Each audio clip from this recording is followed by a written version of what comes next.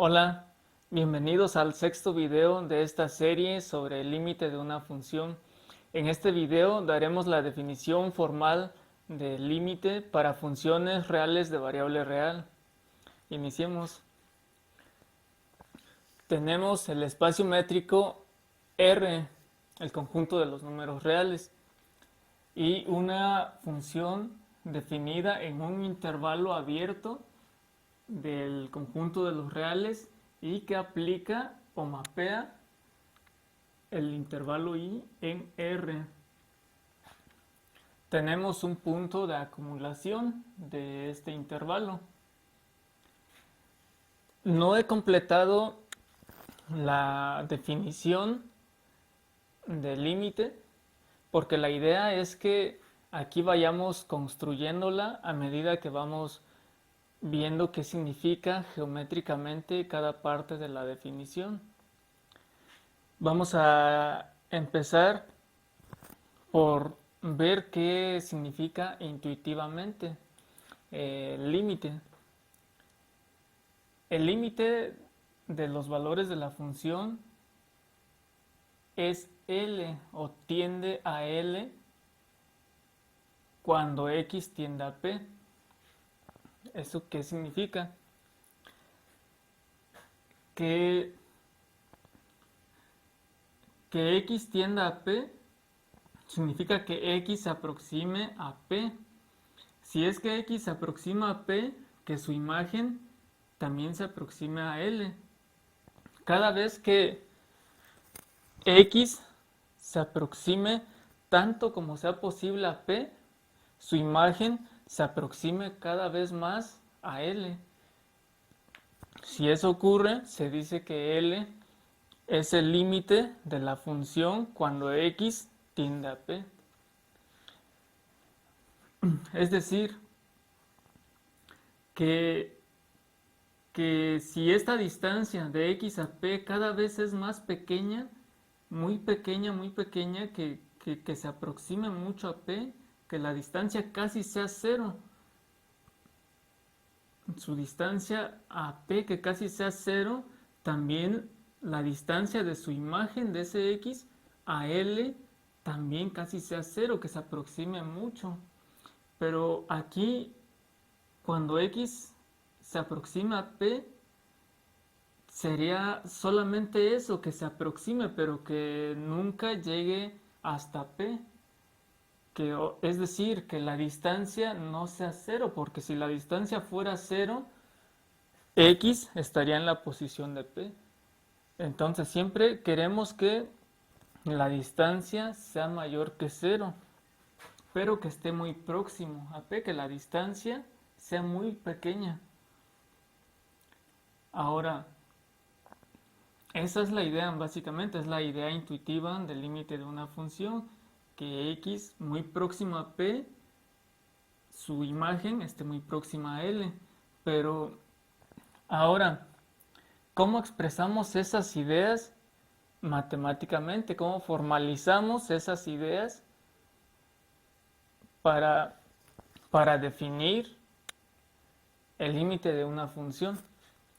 Hacemos lo siguiente. Para expresar esta idea de que X esté muy próximo a P, ¿qué vamos a hacer? Vamos a tomar una vecindad de P.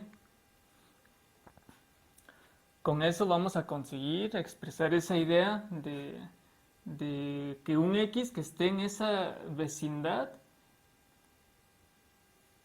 ya estamos expresando la idea de que va a estar, o sea, si está en esa vecindad, va a ser vecina, digamos, X va a ser vecina de P, o sea, va a estar muy cerca de P. Esa es la idea de una vecindad. Ahora, ¿qué necesitamos para formar una vecindad de P? Necesitamos un, un radio. Eso ya lo vimos en un video anterior sobre la vecindad de un punto. Bien, vamos a formar una vecindad para P y una vecindad para L.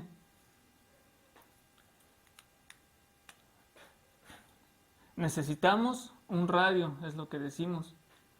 Para L damos un radio epsilon, formando una vecindad. A ver, una longitud, un radio epsilon. Aquí, de donde está L, a partir de L hacia acá, una longitud, una distancia, un radio epsilon.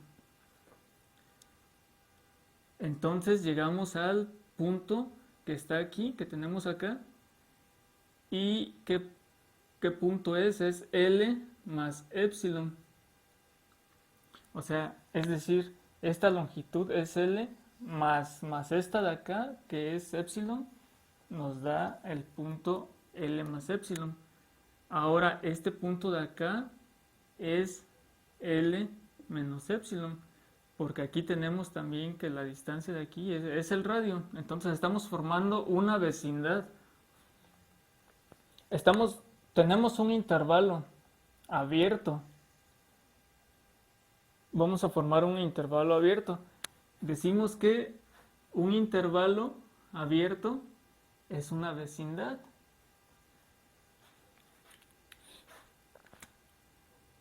Ahora, para P también formamos la vecindad con un radio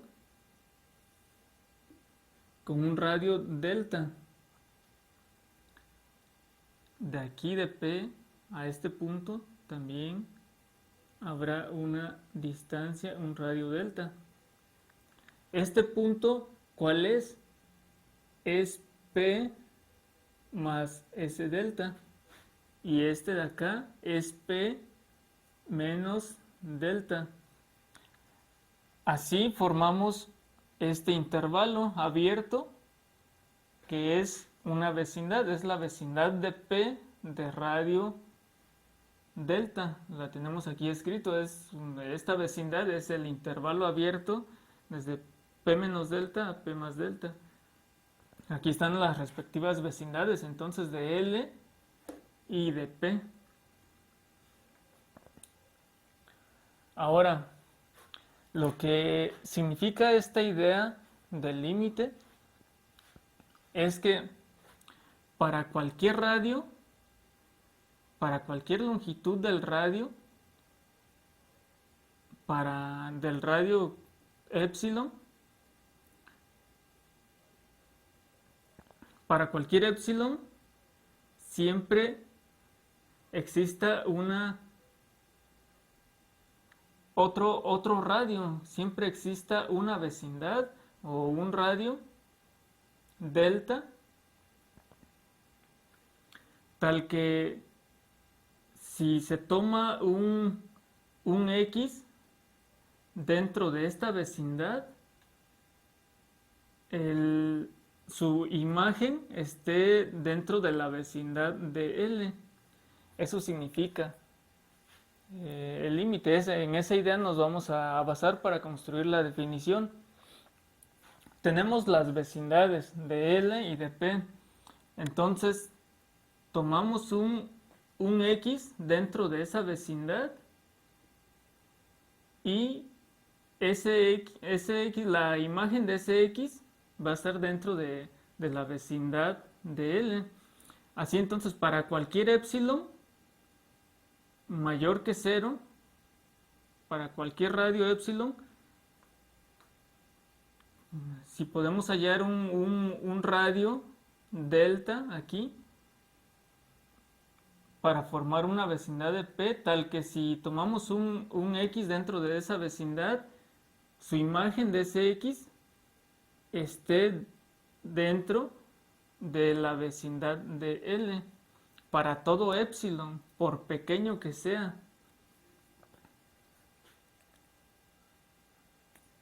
Ahora, ¿qué estamos diciendo? Aquí le voy a escribir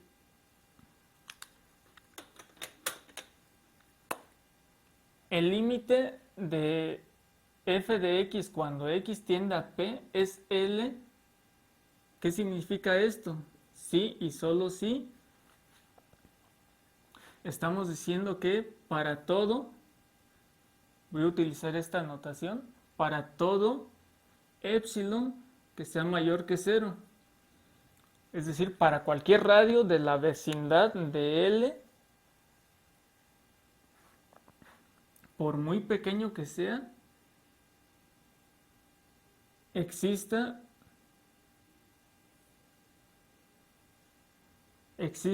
un radio delta también mayor que 0. Un radio delta mayor que 0. Tal que si... A ver, vamos a ver lo que sigue. ¿Cómo lo escribimos? ¿Cómo lo expresamos? ¿Cómo se va a explicar esto? Estamos diciendo que vamos a tomar un X dentro de la vecindad de P. ¿Qué tiene que cumplir ese X si está en esa vecindad?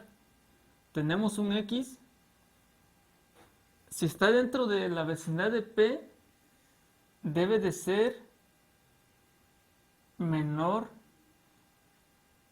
Cualquier X que tomemos aquí dentro de este intervalo, dentro de esta vecindad, debe cumplir que sea menor que P más delta, pero también debe de ser mayor que P menos delta. Es decir, debe estar entre estos puntos. Su distancia P debe de ser menor que el radio, por definición de vecindad. Si un punto está dentro de la vecindad del punto P, su distancia a P es menor que el radio de la vecindad. Eso es lo que vimos en el video donde definimos el concepto de vecindad de un punto. Ahora entonces el X debe de cumplir con esto. Ahora, el P, aquí en esta doble desigualdad voy a restar P. Si aquí tenemos P, le resto P, nos queda menos delta menor que X menos P menor que delta. Ahora, ¿qué significa el valor absoluto de una cantidad de X menor que A? Esto es equivalente a decir que X es menor que A y mayor que menos A. Son expresiones equivalentes. Entonces aquí tenemos algo parecido a esto. ¿Cómo lo escribimos? De esta forma. X menos P en valor absoluto es menor que delta. ¿Y qué decíamos en un video anterior sobre donde definimos lo que es un espacio métrico y su métrica? Esto, como estamos trabajando en R, esto nos representa la distancia de X a P. De X a P.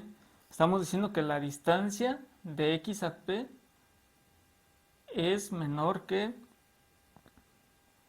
delta. Eso es lo que queremos, que la distancia, que dado cualquier radio, en este caso delta, si tomamos un X, tal que su distancia P sea menor que ese delta, es decir, tomamos un X dentro de esa vecindad. En otras palabras, como X está dentro de esa vecindad, tiene que cumplir que su distancia a P sea menor que el radio de la vecindad, sea menor que delta. Entonces estamos diciendo, dado un épsilon mayor que 0, existe un delta también mayor que 0. Tal que si se toma un X dentro de la vecindad, o bien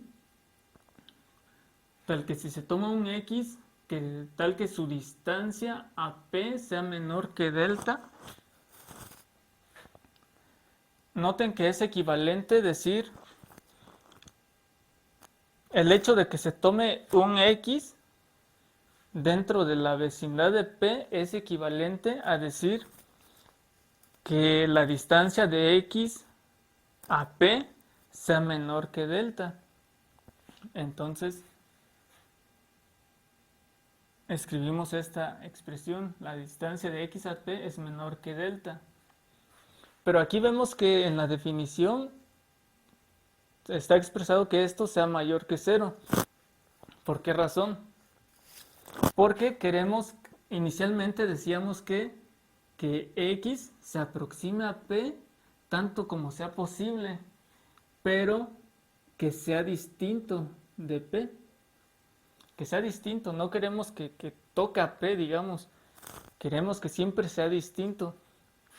Para eso, ¿qué tiene que cumplir? Para que esta distancia, que x no sea p. ¿Qué significa? Si x fuera p, tendríamos p menos p, esto nos daría 0. Pero queremos, y eso, queremos que no sea 0, porque x nunca debe de ser p. Entonces escribimos que sea mayor que 0. Con eso estamos diciendo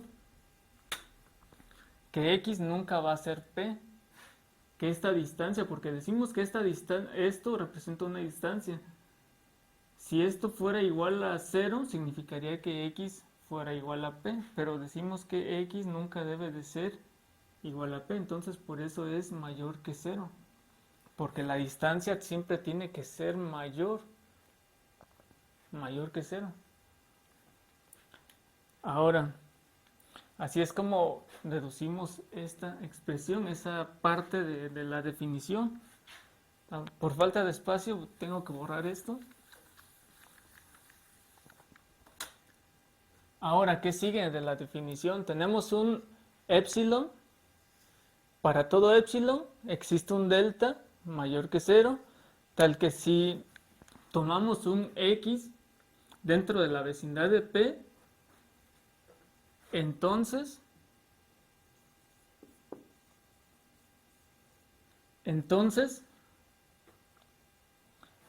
su imagen que esté dentro, siempre esté dentro de la vecindad de L. Hacemos lo mismo que hicimos para X en esta vecindad. ¿Qué significa que f de X esté en esta vecindad? F de X, ¿qué tiene que cumplir? Tiene que cumplir que sea menor que L más epsilon. Ya sea que el f de x está acá, pero siempre va a estar dentro de este intervalo. Y nunca va a ser, f de x nunca va a ser este punto, nunca va a estar en los extremos del intervalo. Siempre va a ser un punto que esté, que sea distinto de ese punto. Entonces, tiene que cumplir que sea mayor que L menos epsilon. Lo mismo que hicimos para el caso de la vecindad de P. Entonces aquí restamos L. Nos queda epsilon menor que f de x menos L menor que epsilon. Esto nuevamente es equivalente a tener el valor absoluto de f de x menos L menor que epsilon. Así entonces decíamos que el hecho de que f de x esté dentro de la vecindad de L es equivalente a decir que su distancia a L sea menor que el radio de esa vecindad. Así que con esto completamos esa parte de la definición. Entonces, que su imagen de ese x la distancia de la imagen de X a L sea menor que epsilon. Y hasta aquí se termina la definición del límite. Entonces, en resumen, que el límite de los valores de la función tienda a L cuando X tiende a P, significa que para todo epsilon, para todo radio dado de esa vecindad de L, exista un radio delta de la vecindad de ese punto P, tal que si se toma un X dentro de esa vecindad de P, entonces la imagen de ese X siempre esté dentro de la vecindad de L. O decíamos equivalentemente, tal que si la distancia de ese X a P es menor que el radio, pero mayor que 0 porque tiene que ser distinto de P, ese X, entonces la distancia de su imagen de ese X a L sea menor que el epsilon dado. Así que esto significa formalmente, o así se expresa formalmente, la definición del límite de una función. Con esto concluimos este video y los estaré esperando en el siguiente, donde vamos a generalizar un poco más esta idea del límite de una función para funciones vectoriales de variable vectorial, funciones que van de Rn a Rm. Los veo entonces en el siguiente video.